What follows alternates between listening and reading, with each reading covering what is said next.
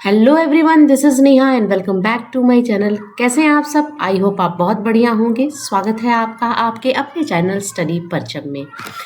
Class 6 history chapter 1 आज से हम स्टार्ट कर रहे हैं। और आपकी बहुत डिमांड थी कि मैडम हिस्ट्री कराओ, हिस्ट्री कराओ, हिस्ट्री थोड़ा डिफ़िकल्ट माना जाता है, तो इसलिए आपकी डिमांड पर आज से हिस्ट्री की क्लासेस स्टार्ट हो रही हैं।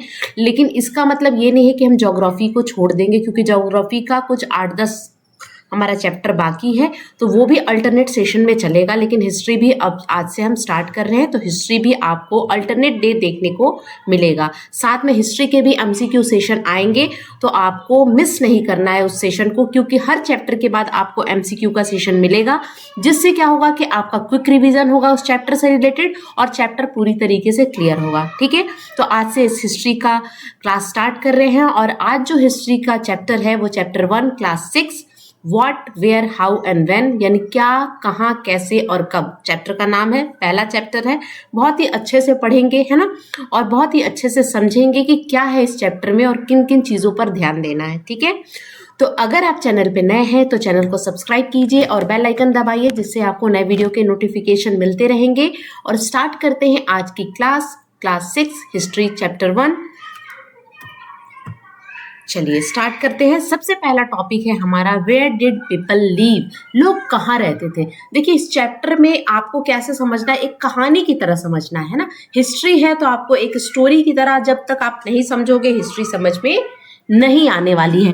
तो हिस्ट्री में क्या करना है, आपको कहानी की तरह समझना है, कैसे कैसे ये चैप्टर मूव करता है। सबसे पहले इसमें बात की जाएगी कि लोग कहाँ रहते थे, लोग कहाँ रहते थे।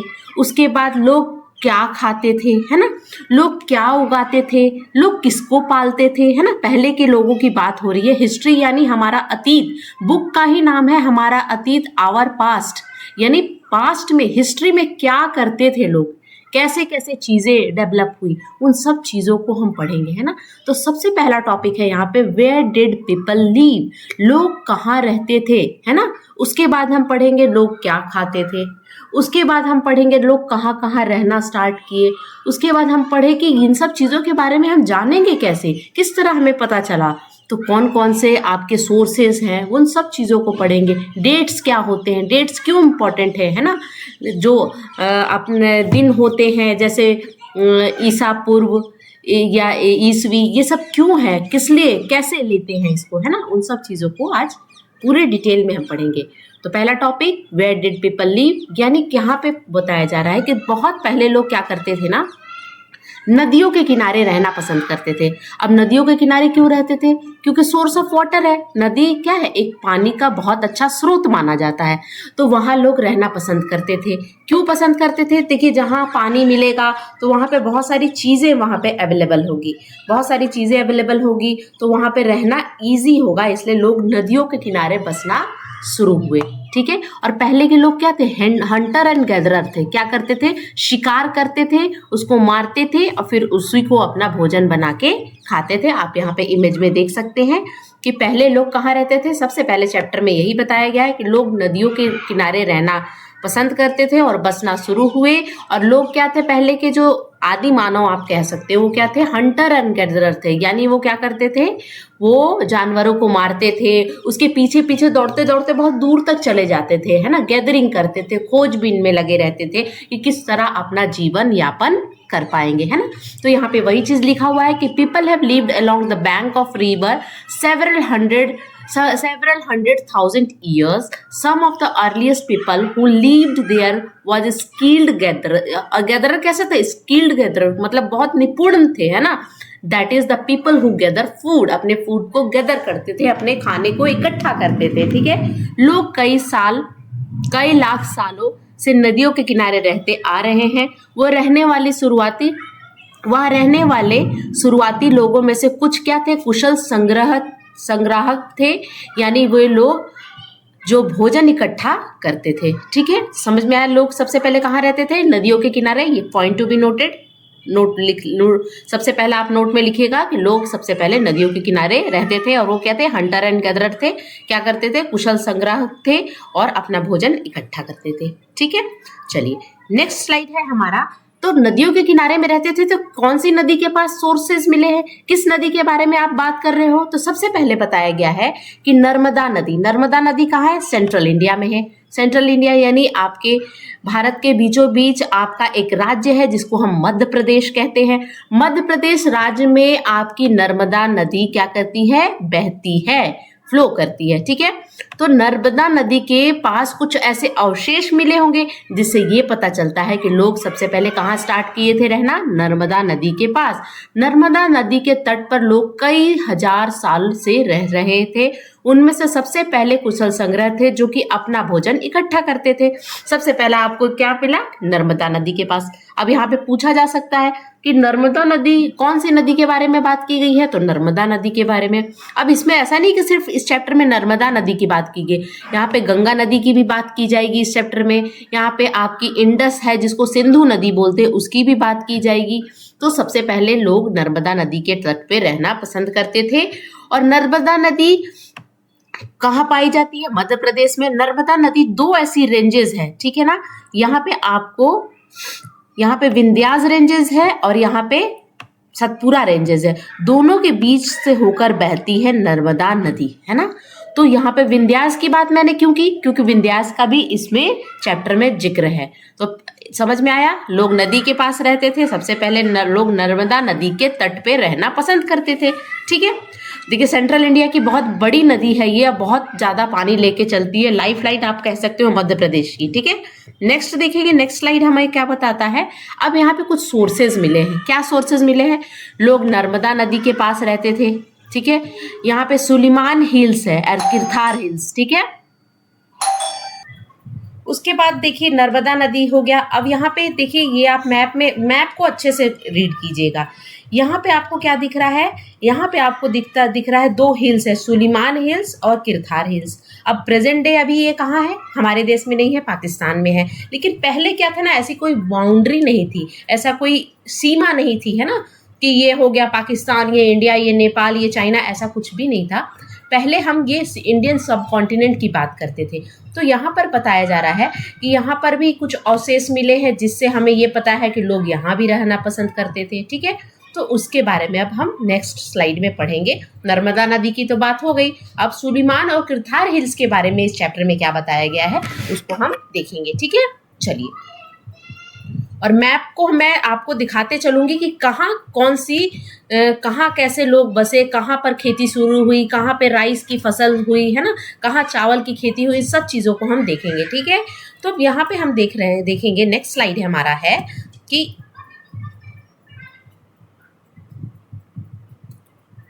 near Suleiman and Kirthar Hills is present-day Pakistan. Crop like wheat and barley were first grown 8,000 year ago. यानी इस चीज को आप ध्यान में रखिएगा, बहुत इंपॉर्टेंट लाइन है।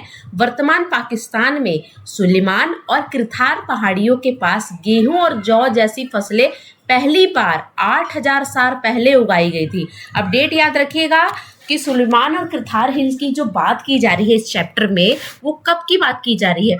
8,000 साल पहले सुलेमान एंड किरथार हिल्स में वीट एंड बार्ले यानी गेहूं और जौ के कुछ ऐसे अवशेष मिले हैं जिससे हमें पता चलता है कि वहां के लोग वीट और बार्ले को क्या करते थे? उगाते थे और खाते भी थे, है ना। किसकी बात हो रही है? सुलेमान एंड किरथार हिल्स की बात हो रही है, ठीक है। तो वहां के लोग और क्या करते थे भाई? तो वहां के लोग शिप को पालते थे, है ना, गोट को पालते थे और कैटल को पालते थे। यानी उसके बाद लोग तो नदी के किनारे रहते थे, पहले हंटर गैदरर थे, शिकार करते थे, मारते थे, उसको खाते थे, है ना। उसके बाद लोगों ने खेती करना शुरू किया तो क्या हुआ? वीट और बार्ले उगाना शुरू किया। वीट और बार्ले का मतलब गेहूं और जौ के अवशेष मिले हैं। और कब ये उगाते थे? 8,000 साल पहले, याद रखिएगा, 8,000 साल पहले। उसके बाद भेड़, बकरी और मवेशी जैसे जानवर भी पालना शुरू कर दिया था वहां के लोगों ने, ठीक है। और इसका मतलब है कि वो पहले तो इधर उधर रहते थे, जैसे कभी यहाँ रहे, कभी बंजारे के रूप में, कभी यहाँ रहे, जहां खाने का सोर्स मिला वहां लोग पहुंच जाते थे, एक जगह से दूसरे जगह मूव करते थे, है ना। उसके बाद क्या हुआ, धीरे धीरे जब ये पालना शुरू किए तो क्या हुआ, उनकी फैमिली बड़ी हुई, उनका परिवार बड़ा हुआ, तो लोग विलेज में रहना शुरू हुए। ठीक है, विलेज में रहना स्टार्ट किए।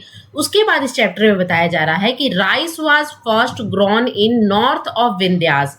अब नॉर्थ ऑफ विंध्यास में राइस को क्या किया गया, ग्रोन किया गया, उगाया गया, यानी चावल की खेती सबसे पहले विंध्यास के उत्तर में की गई थी। और कृषि का विकास गारो की पहाड़ियां और विंध्यास के पास हुआ। यानी आपको समझ में आया। अभी मैंने जो मैप आपको दिखाया, फिर से उस मैप को देखेंगे।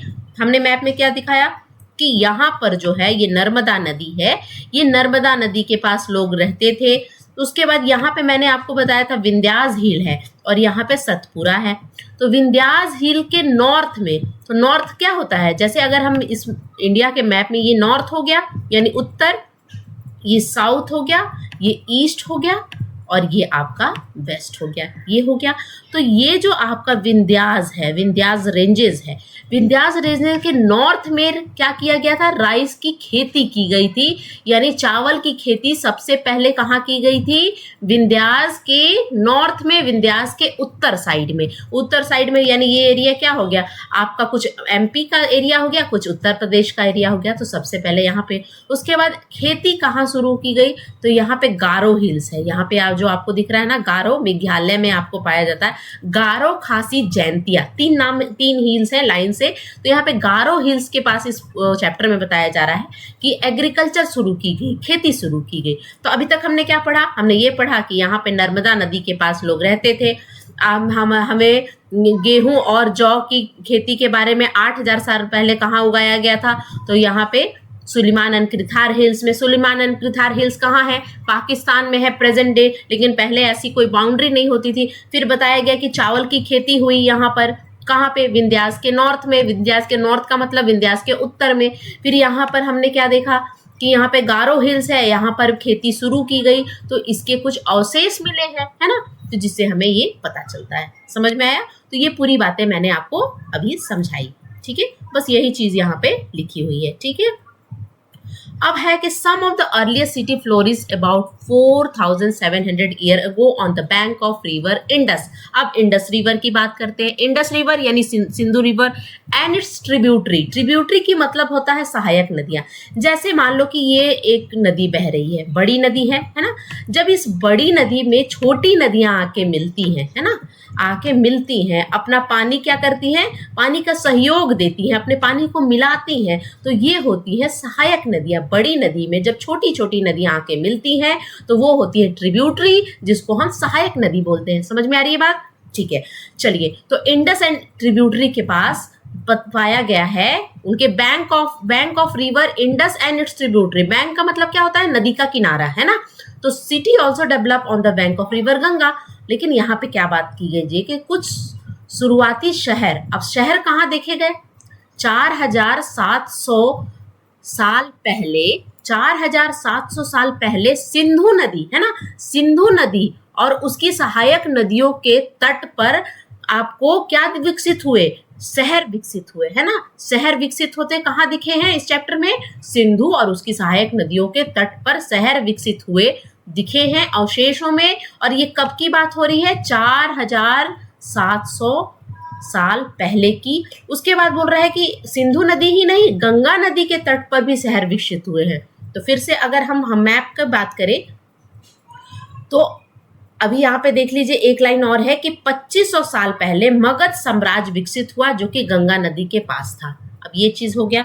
अब यहाँ पे 2 डेटे आपको याद रखना है। अगर सिंधु नदी की बात की जाए तो 4700 साल पहले सिंधु नदी के तट पर शहर विकसित हुए, और 2500 साल पहले की बात करें तो गंगा नदी के पास एक मगध नाम का साम्राज्य विकसित हुआ। साम्राज्य विकसित होने का मतलब एक बहुत बड़ा किंगडम, जिसके बहुत बड़े राजा द ग्रेट अशोक के बारे में हम बात करते हैं, उनका साम्राज्य विकसित हुआ। ठीक है, तो पहले लोग छोटे छोटे कॉलोनियों में रहते थे, छोटे छोटे ग्रुप में रहते थे, लेकिन साम्राज्य विकसित होने का मतलब है कि बहुत बड़ा शहर विकसित हुआ, बहुत बड़ी प्रॉपर्टी, बहुत बड़ा, वहां पर बहुत बड़ी संख्या में लोग रहना स्टार्ट किए और एक साम्राज्य हुआ, साम्राज्य विकसित हुआ।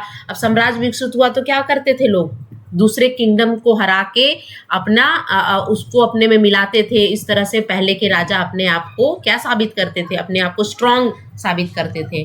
तो यहाँ पे वही दिया रहा है कि 2500 ईयर एगो यानी 2500 साल पहले मगध किंगडम डेवलप हुआ। कहाँ डेवलप हुआ? गंगा नदी के पास हुआ। गंगा नदी के, अब यहाँ पे गंगा नदी के किस साइड पूछ देगा, अगर क्वेश्चन में आ जाए कि गंगा नदी के किस साइड में, तो दक्षिण साइड में, है ना। और यहाँ पे इंडस नदी की भी बात हमने की, इंडस नदी यानी सिंधु नदी। अब मैप में आपको समझ में आएगा, ठीक है। अब यहाँ पे आपको देखिए, यहाँ पे मैंने मैप यहाँ पे आपके लिए लाया है। अब ये देखिए, ये जो मैप में है, ये मैप में हम क्या देख रहे हैं कि ये जो है, ये है आपकी सिंधु नदी, यहाँ से निकलती है और ये ज़्यादातर पाकिस्तान में बहती है। तो पाकिस्तान की लाइफ लाइन कहा जाता है सिंधु नदी को, है ना। लेकिन इंडस नदी सिंधु, इंग्लिश में हम इंडस बोलते हैं, सिंधु संस्कृत नाम है और हिंदी में भी हम सिंधु ही बोलते हैं। तो इसकी ट्रिब्यूटरी है। ट्रिब्यूटरी मैंने अभी बताया ना, सहायक नदियां जो आके अपना पानी मिलाती है। अब इंडस नदी की ट्रिब्यूटरी अगर पूछा जाए, सहायक नदियां यानी सिंधु नदी की सहायक नदी कौन कौन सी होगी, तो झेलम हो गई, ब्यास हो गई, रावी हो गई, सतलज हो गई, ये सब सहायक नदियां हैं। तो यहाँ पर शहर विकसित हुए। कब की डेट क्या दिया है? 4700 साल पहले। उसके बाद गंगा नदी के बारे में भी बात करें। गंगा नदी यहाँ पे कहाँ से? गंगोत्री ग्लेशियर से निकलती है, ठीक है। यहाँ पे देवप्रयाग के पास गंगा नदी है ना, और यहाँ गंगा नहीं, भागीरथी और अलकनंदा मिलके यहाँ से गंगा स्टार्ट होती है देवप्रयाग के पास और यहाँ पर आती है। तो यहाँ पर गंगा नदी के दक्षिण में एक बहुत बड़ा साम्राज्य विकसित हुआ। यहाँ पे आप इस मैप में देख सकते हो, जिसको मगध साम्राज्य के नाम से जानते हैं, द ग्रेट अशोक, है ना। अशोका द ग्रेट की अगर हम बात करें तो इसी साम्राज्य के बहुत महान शासक थे, ठीक है। ये बात हमने समझ ली, इतना समझा हमने, ठीक है, समझ में आया। चलो नेक्स्ट। अब लोग, इतना तो हमने समझ लिया, कहाँ लोग बसे, क्या क्या खा रहे थे, क्या क्या उगा रहे थे, कहाँ राइस की फसल हुई, कहाँ मतलब गारो हिल्स के बाद कहाँ एग्रीकल्चर, कहाँ खेती शुरू हुई, कहाँ शहर बसे, है ना। तो ये सब चीज़ें तो हमने पढ़ ली। अब लोग क्या थे, एक स्थान से दूसरे स्थान पर मूव भी करते थे, यानी एक दूसरे स्थान से दूसरे स्थान लोग जाते थे, है ना, अपने स्थान को, अपने रहने के प्लेस को चेंज करते थे, है ना। तो उसके बारे में, अब चेंज क्यों करते थे लोग अपने, जैसे हम कुछ दिन यहाँ पे रहे, ठीक है, कुछ दिन यहाँ रहे, फिर मैं दूसरे शहर में हम चले गए। तो दूसरे शहर में क्यों जाते हैं हम? आज भी लोग एक जगह से दूसरे जगह जाते हैं, उसके पीछे रीज़न क्या है? रीज़न यही है ना कि जैसे हम अपने लाइवलीहुड के लिए, जैसे हमें क्या है ना, हमें जॉब करना है। आप देखिए बिहार के बहुत सारे लोग, जैसे बिहार में उतने सोर्सेस नहीं हैं, तो बिहार के बहुत सारे लोग आपको अलग अलग स्टेट में मिल जाएंगे। क्यों मिलते हैं? वो अपने जीवन यापन करने के लिए, उनके पास उतना रिसोर्स नहीं है, तो वहाँ पे रिसोर्स अगले दूसरे स्टेट में वो अपने जॉब करने के लिए, पैसे कमाने के लिए जाते हैं। तो पहले भी लोग इसी तरह मूव करते थे। क्यों करते थे? मान लीजिए इस नदी, यहाँ पर लोग रह रहे हैं, ठीक है, ये नदी के किनारे, अब ये नदी सूख गई तो पानी का तो सोर्स नहीं है, तो वो दूसरे जगह मूव करेंगे, है ना। और वहाँ पे जहाँ पे पानी का सोर्स होगा, जहाँ पे खाने का सोर्स होगा, तो ये सब रीज़न होता था जिसके कारण लोग एक जगह से दूसरे जगह जाते थे, ठीक है। तो पुरुष और महिला आजीविका की तलाश समझ गए, अपने लाइवलीहुड के लिए एक जगह से दूसरी जगह जाते थे। साथ ही मान लीजिए बाढ़ आ गया या सूखे जैसे प्राकृतिक आपदा से बचने के लिए एक स्थान से दूसरे स्थान जाते थे। यानी बाढ़ आ गया, अब बाढ़ से बचने के लिए लोग एक स्थान से दूसरे स्थान पहले जाया करते थे। और कभी कभी क्या होता था, पुरुष क्या चीज में होते थे? सेना में होते थे। तो सेना में होते थे तो क्या होता है, सेना मार्च करती थी एक स्थान से दूसरी जगह। मान लो यहाँ युद्ध लगा है और यहाँ के राजा को यहाँ पे युद्ध लड़ने जाना है, तो पूरी फैमिली उठ के जाती थी, तो एक दूसरे की जमीनों पर कब्जा करने के लिए, ठीक है। तो ये सब रीजन था, है ना। तो ये आपको असेसमेंट एंड जो रीजन वाले क्वेश्चन आते हैं, तो ये सब क्वेश्चन स्टेटमेंट बना के दे दिया जाएगा। तो आप याद रखिएगा कि क्यों लोग एक जगह से दूसरे जगह जाते थे। मूवमेंट ऑफ पीपल क्यों होता था, मूवमेंट क्यों एक जगह से दूसरी जगह जाते थे, समझ में आया? Movement of people. अब हम एक जगह से जब दूसरे जगह जाएंगे, अब बिहार के लोग आ गए दिल्ली में, बिहार के लोग आ गए मुंबई में, तो क्या होगा? अब वहाँ बिहार के लोग अपने कल्चर को शेयर करेंगे ना, अपने संस्कृति के बारे में बताएंगे।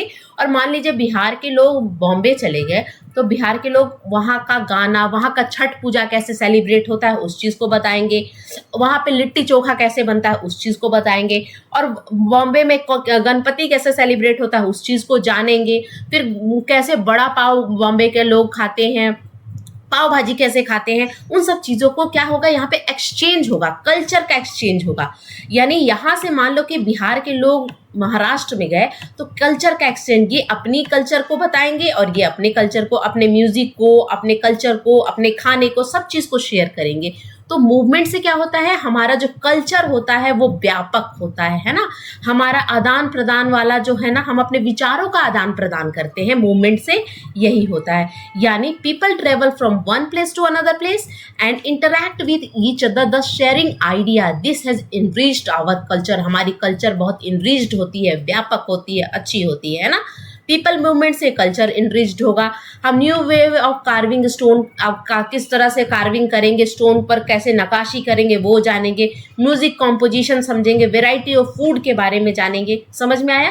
तो आप अभी के लाइफ से, जैसे आप अभी के लाइफ अभी जो हो रहा है उस चीज़ को ही आप पहले वाले टर्म में रख दो ना। तो पहले के भी लोग यही करते थे, बस क्या था, हमारे ऐसी फैसिलिटी उनके पास नहीं थी। अब वो जो भी करते थे खुद करते थे। आज हम बस और ट्रेन से जाते हैं, पहले के लोग क्या करते थे, पैदल ही मार्च करते थे, है ना। तो ये सब चीज़ें थी, ठीक है। तो लोग एक जगह से दूसरी जगह यात्रा करते थे और एक जगह से एक दूसरे से बात करते थे, इस प्रकार विचार का आदान प्रदान करते थे। इससे हमारी संस्कृति समृद्ध हुई, लोगों का आवागमन हुआ, संस्कृति सर्वधन पर नकाशी, पत्थर पर नकाशी का नया तरीका मिला, संगीत रचना बढ़ी, खाने का विभिन्न किस्में हमें समझ में आई। समझ में आया? तो पहले भी यही होता था। समझ में आई बात? उसके बाद हम करेंगे नेक्स्ट, हमारा इस चैप्टर में टॉपिक है name of the our land, हमारी भूमि का नाम, हमारी धरती का नाम, भारत और इंडिया कैसे पड़ा, है ना। यानी भारत हम क्यों बोलते हैं और इंडिया क्यों बोलते हैं, इन दोनों के पीछे एक रीजन है, एक कहानी है, उसको आप पढ़िएगा। सबसे पहले हम पढ़ेंगे कि हमारा जो देश है इंडिया, उसको इंडिया नाम कैसे पड़ा, ठीक है।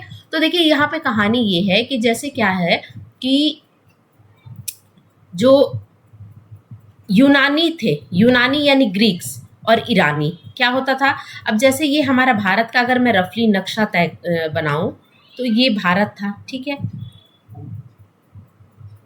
तो हमारा जो भारत था ना, इसमें इंटर करना पहले बहुत मुश्किल था, क्योंकि इधर पानी था और इधर ग्रेट हिमालय था, है ना, यहाँ पर ग्रेट हिमालय। तो तीन तरफ से तो हमारा लैंडलॉक था, तीन तरफ से कोई भी इंटर हमारे देश में नहीं कर सकता था, ठीक है। और ये पहले जो पाकिस्तान था ये हमारे भारत का ही हिस्सा था, ठीक है। तो ये पूरा इंडिया कहलाता था, ठीक है। तो इंडिया कैसे कहलाता था, जो यूनानी थे और ग्रीक थे। अब यहाँ पे यूनानी यानी ग्रीक है और यहीं पर आपको ईरान देश मिलेगा, ठीक है। तो ये जब इंडिया में एंटर करते थे तो बस एक ही उनके पास रास्ता था, जो कि था यहाँ पे नॉर्थ वेस्ट का रास्ता। कौन सा रास्ता है ये, नॉर्थ वेस्ट, यानी उत्तर पश्चिम के रास्ते ही कोई भी इंडिया में एंटर कर सकता था, और कोई भी सारा रास्ता क्या था, लॉक था। अगर मैं मैप के थ्रू आपको दिखाऊं तो एक मिनट में दिखा देती हूँ मैप के थ्रू आपको। जैसे ये देखो, ये हमारा भारत देश है, तो यहाँ पे देखो ग्रेट हिमालय है, तो यहाँ से तो इम्पॉसिबल था कि कोई आ सकता था। यहाँ पर समुद्र ही है, यहाँ पे बंगाल की खाड़ी, यहाँ पे अरब सागर, तो यहाँ से तो कोई जा नहीं सकता। बस एक रास्ता था जहाँ से लोग इंटर कर सकते थे, वो रास्ता था ये। तो ये हो गया नॉर्थ और ये हो गया वेस्ट, यानी ये हो गया उत्तर और ये हो गया पश्चिम। उत्तर पश्चिम के रास्ते लोग यहाँ सिंधु नदी को पार करके भारत में घुसते थे। अब यहाँ पे था एक ग्रीक नाम का देश और यहाँ पे ईरान नाम का देश।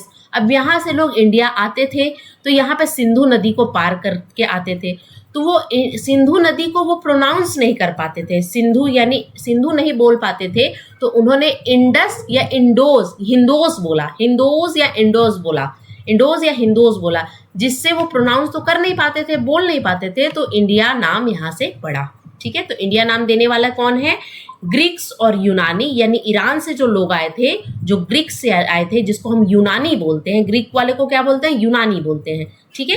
तो ये था रीजन, पहला रीजन इंडिया नाम कैसे पड़ा। अब उसको हम थोड़ा सा पढ़ते हैं, ठीक है।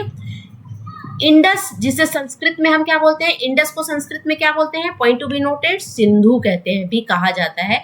यहीं से इंडिया शब्द आया है। करीब 2500 साल पहले ईरानी और यूनानी इस क्षेत्र का नाम इंडिया रखा और वहाँ के रहने वाले लोग को हिंदू या इंडोज बोलते थे, है ना। उनको बोलने नहीं आया, सिंधु नहीं बोलने आया, तो वो हिंदू या इंडोज बोलते थे। वे भारत पहुंचने के लिए उपमहाद्वीप उत्तर पश्चिम किससे यात्रा करते थे, ठीक है।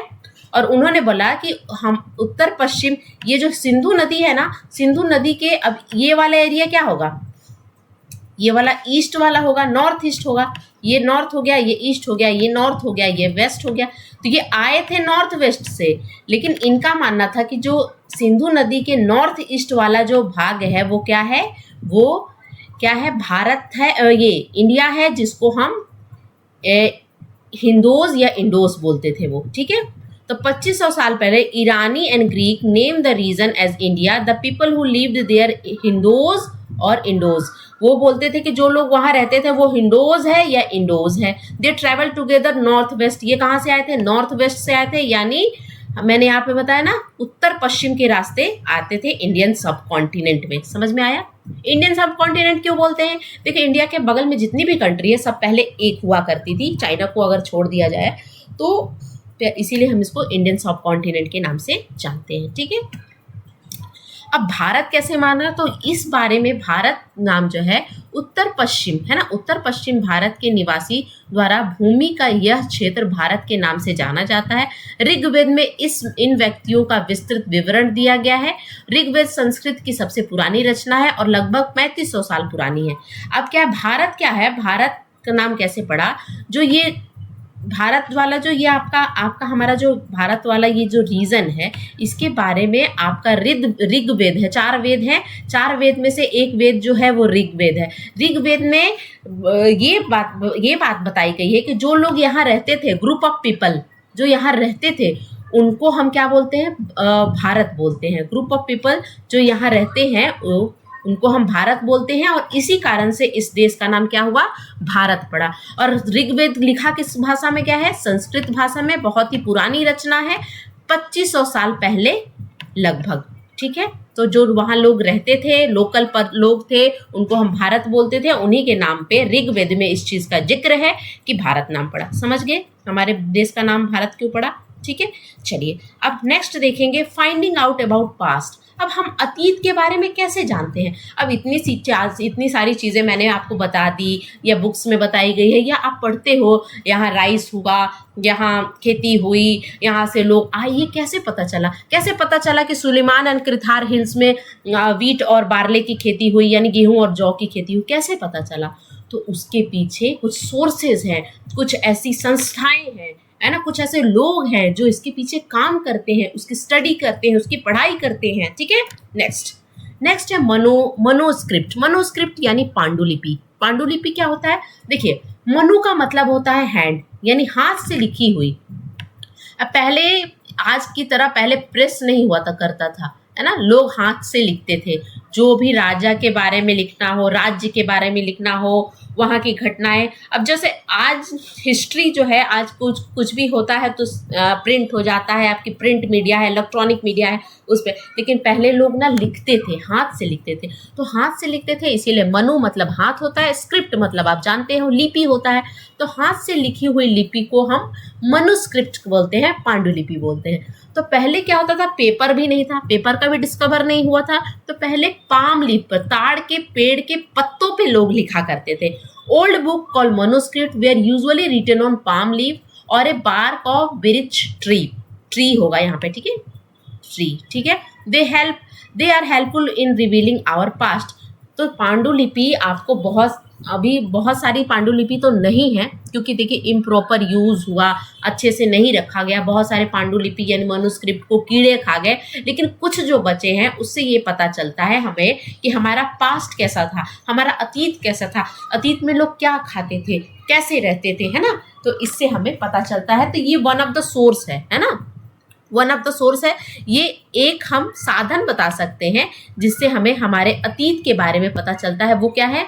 मनुस्क्रिप्ट, पांडुलिपि। पांडुलिपि क्या थी? हाथ से लिखी हुई एक ये थी, स्क्रिप्ट थी, जो कि पहले के लोग हाथ से लिखते थे, और जिससे हमें अब क्या पता चलता है, हमारे पास्ट, हमारे अतीत के बारे में पता चलता है। पांडुलिपि किस पर लिखा जाता था? पाम लीफ पर, यानी ताड़ के पत्तों पे लिखा जाता था, या तो बार्क ऑफ एक ट्री के बार्क है, जिसको बिरिच नाम का एक ट्री होता है, संटी की छाल उसको बोलते हैं, उस पर लिखा जाता था। ठीक है, क्योंकि पेपर का डिस्कवर नहीं होता। अब क्या है ना कि समय के साथ बहुत सारी जो पांडुलिपि है, मनुस्क्रिप्ट है, वो क्या हो गई? खराब हो गई, कीड़े मकोड़े खा गए, है ना।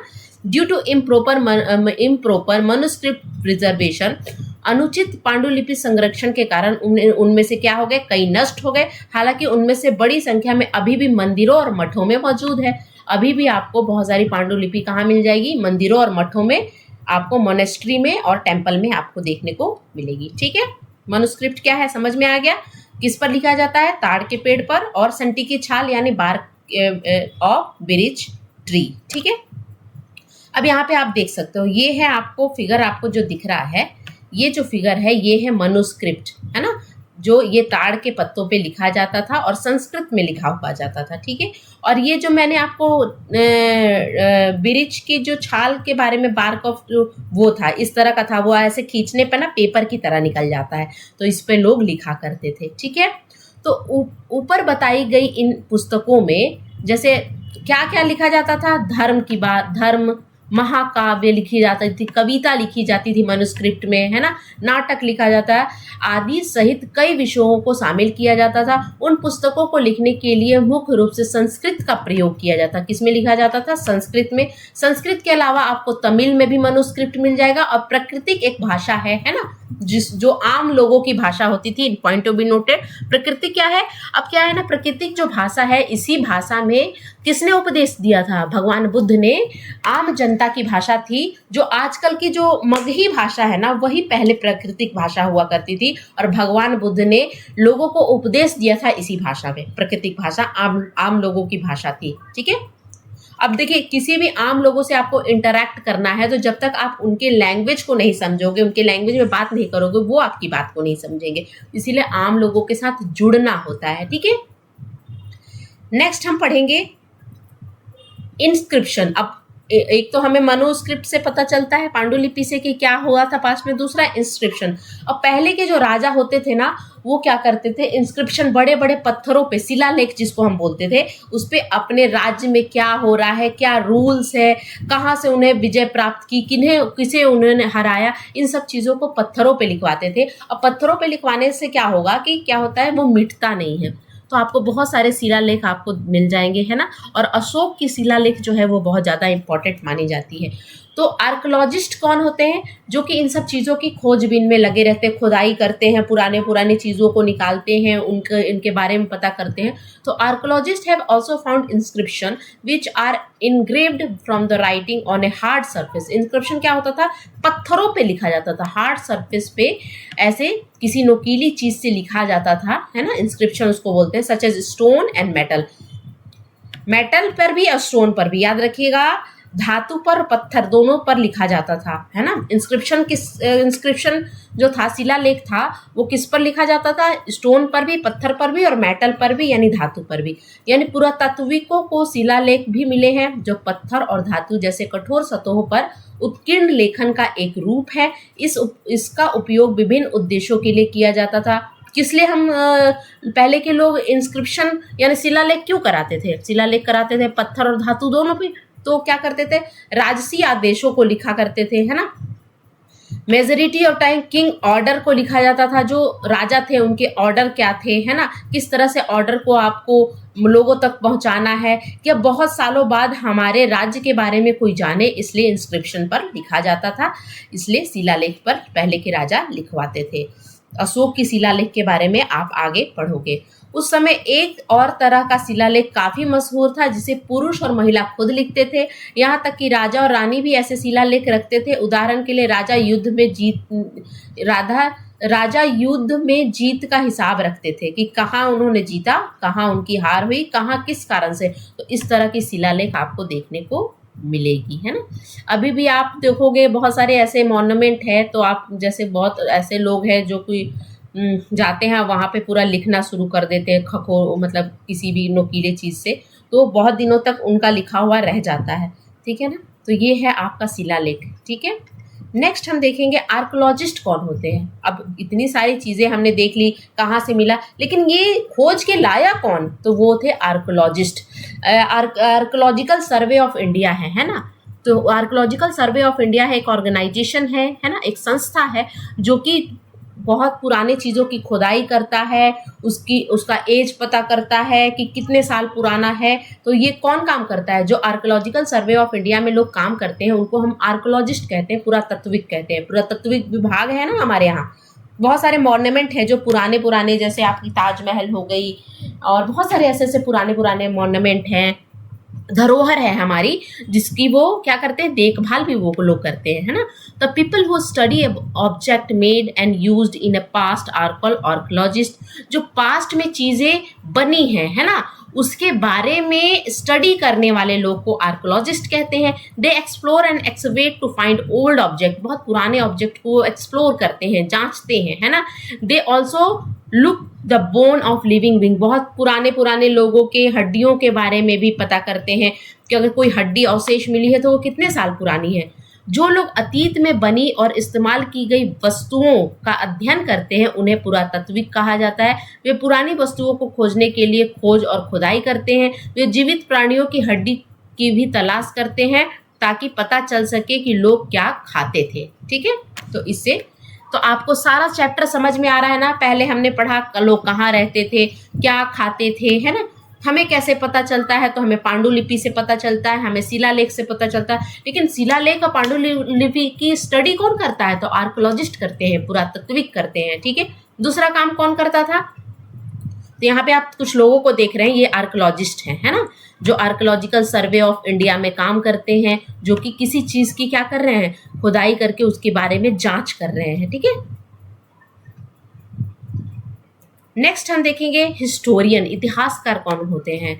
तो जो मनुस्क्रिप्ट में लिखा है या इंस्क्रिप्शन में लिखा है, जो पांडुलिपि में लिखा है, जो शिलालेख में लिखा है, उनको वो रीड करते हैं, उनको पढ़ते हैं और आम लोगों तक पहुंचाते हैं कि इसमें क्या लिखा हुआ है ना। People who study the past are called historian, जो पास्ट के बारे में स्टडी करते हैं, जो अतीत के बारे में पढ़ाई करते हैं, उन्हें हम क्या बोलते हैं, हिस्टोरियन कहते हैं। They look for information found in manuscript and inscription, they are called sources. और मनुस्क्रिप्ट और इंस्क्रिप्शन क्या है, एक तरह का सोर्स है, एक तरह का स्रोत है।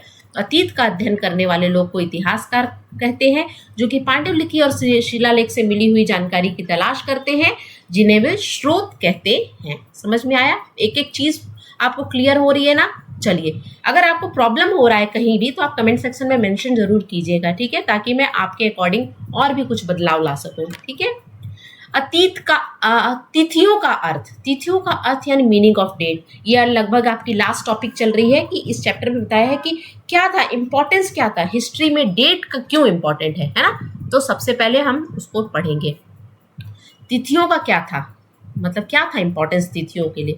तिथियों में इस्तेमाल होने वाले वर्ष का भी अपना अर्थ होता है। यदि हम बोलते हैं, है ना, यदि हम बोल रहे हैं कि वर्तमान में क्या हो रहा है, 2024 वर्ष चल रहा है, वर्तमान में कौन सा ईयर चल रहा है, अभी 2024 चल रहा है, तो इसका अर्थ है कि ईसा मसीह के जन्म के 2024 साल वर्ष बाद, यानी ईसा मसीह कौन थे, जो ईसाई धर्म के क्या थे, ईसाई धर्म को इन्होंने ही क्या किया था, बनाया था। ईसाई धर्म को बनाने वाले कौन थे, ईसा मसीह थे।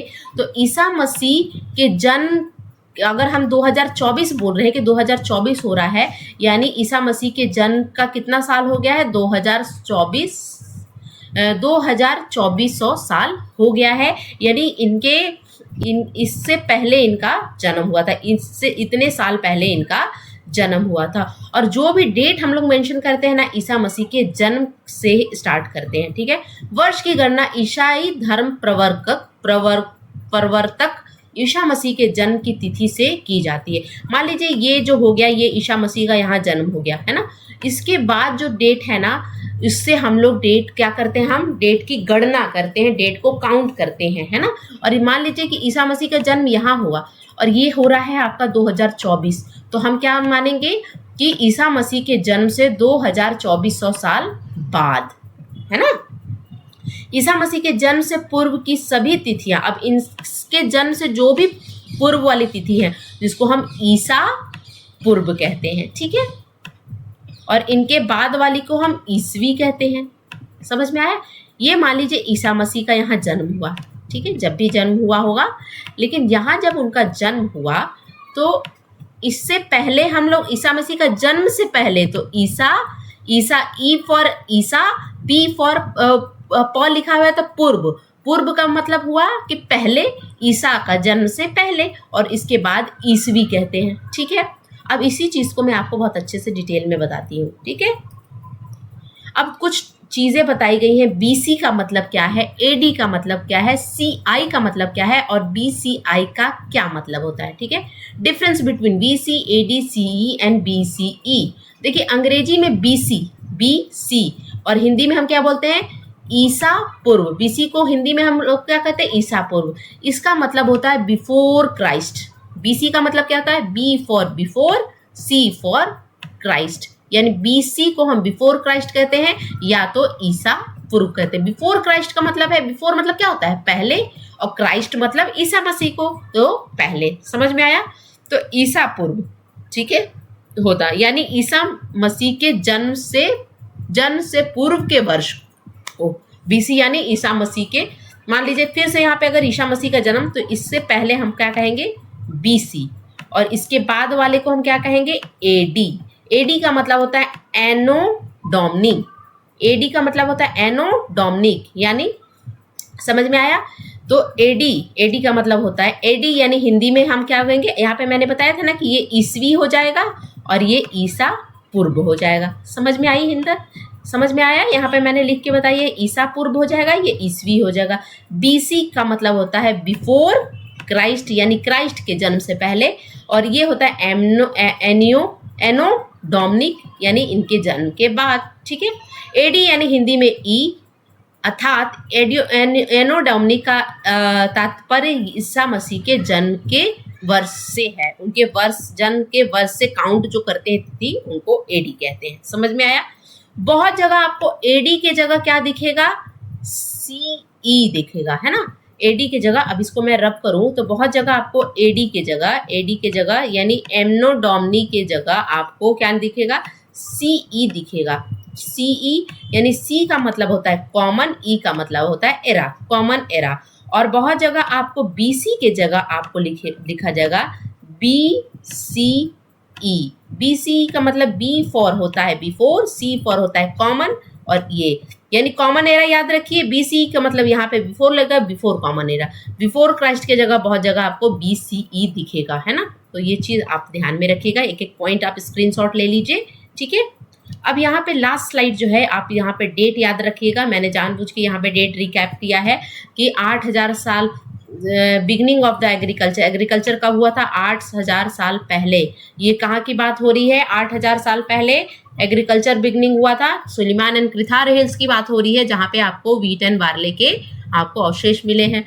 फर्स्ट सिटी कहाँ डेवलप हुई थी, 4700 साल पहले। कहाँ पर, सिंधु नदी के तट पे। उसके बाद मगध किंगडम कब हुआ था, 2500 साल पहले। ये डेट आप मेंशन कर लीजिएगा, बहुत इंपॉर्टेंट डेट्स हैं। तो ये थे आज के लेक्चर, हिस्ट्री चैप्टर 1, है ना। तो आपको समझ में आया होगा चैप्टर। अगर अच्छा लगा होगा वीडियो तो प्लीज लाइक कीजिएगा, शेयर कीजिएगा, सब्सक्राइब कीजिएगा। मिलती हूँ आपसे नेक्स्ट वीडियो में, तब तक के लिए thank you so much for watching. Keep watching, keep smiling, bye.